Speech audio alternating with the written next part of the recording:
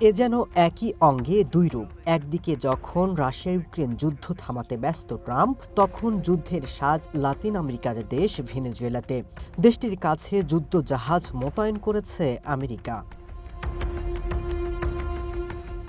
রয়টার্সের তথ্য বলছে, দ্রুতই ভেনেজুয়েলা উপকূলে পৌঁছাবে আমেরিকার বহর। সেই সাথে মোতায়েন করা হবে P-8 মডেলের একটি গোয়েন্দা বিমান, একটি অ্যাটাক সাবমেরিন এবং কয়েকটি সাধারণ যুদ্ধজাহাজ।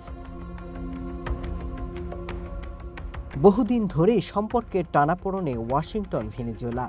মাদুরোর অভিযোগ, আমেরিকা তাদের অভ্যন্তরীণ বিষয়ে হস্তক্ষেপ করছে, বিশেষ করে তেলের উপর নিষেধাজ্ঞার মাধ্যমে। মাদুরোর দাবি, ভেনেজুয়েলার প্রাকৃতিক সম্পদের উপর নজর দিয়েছেন ট্রাম্প। তবে বসে নেই ভেনেজুয়েলা। কয়েক হাজার মিলিশিয়া জড়ো করেছে আমেরিকার হুমকি মোকাবেলায়।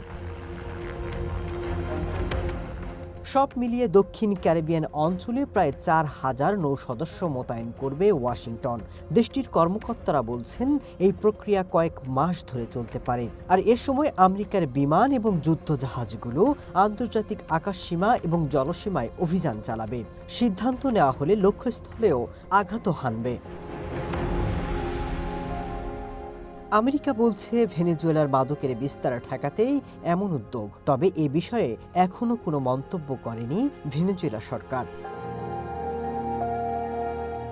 সম্প্রতি ভেনেজুয়েলার প্রেসিডেন্ট নিকোলাস মাদুরোকে ধরিয়ে দিতে পুরস্কার ঘোষণা করেছিলেন ট্রাম্প। এরপর থেকেই দুদেশের উত্তেজনা আরও বেড়েছে।